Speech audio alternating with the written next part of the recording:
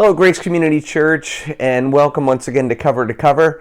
We are looking today on May 12 at a variety of Psalms. Most of them are Psalms of David, with the exception of one, the last one.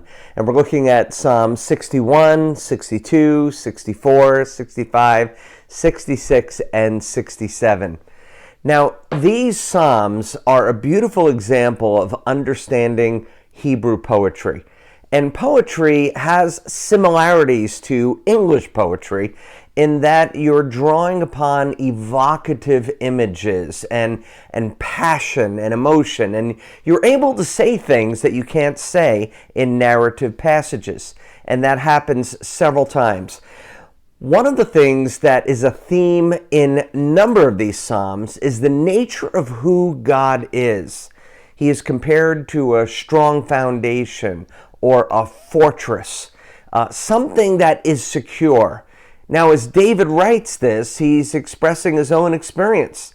And that may be when he was hiding from King Saul in a place called En-Gedi, and he is seeking to, have that protection, that longing to know that he's secure, but finding out that God is safe. God is a refuge, and God will provide for him. Now, as we look at Psalm 61, I thought it was interesting that David actually prays, "Preserve my life, Lord."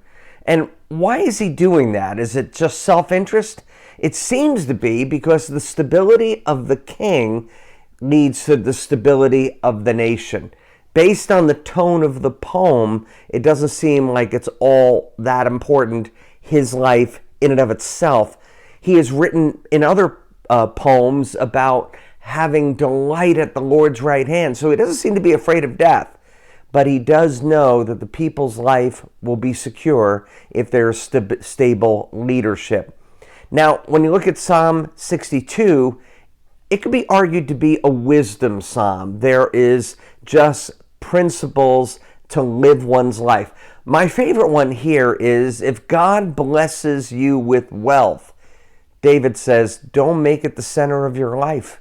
What a great piece of wisdom that is. In Psalm 64, proclaim the mighty acts of God.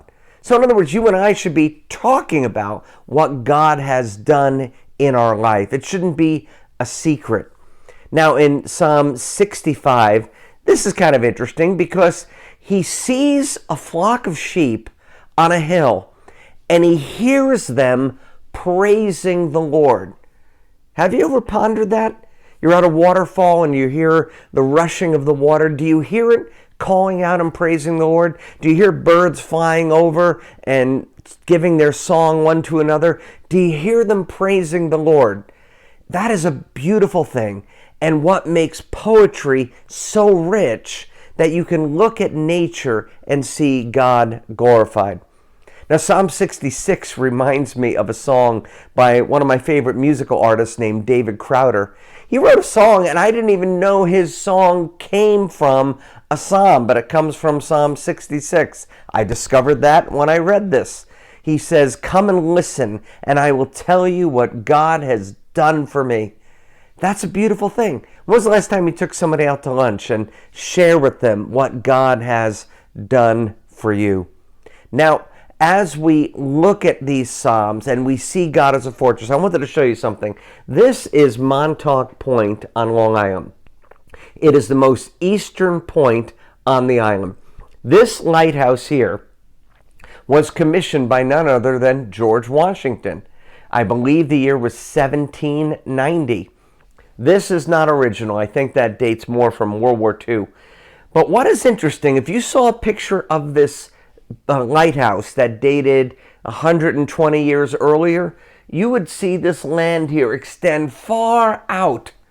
But what's happened is with nor'easters and storms, that land has started to erode away. And what you see if you look closely is the Corps of Navy engineers, Army engineers, have put in these big stones. And if we were really close, we would also see that they have put in wire netting to keep the stones there. In other words, they're trying to keep this lighthouse from falling into the sea by girding it and strengthening it. I'm showing you this because God is our sure foundation that doesn't deteriorate with weather, but actually is strong in season and out of season. Great principle to know. God bless you. Have a great day.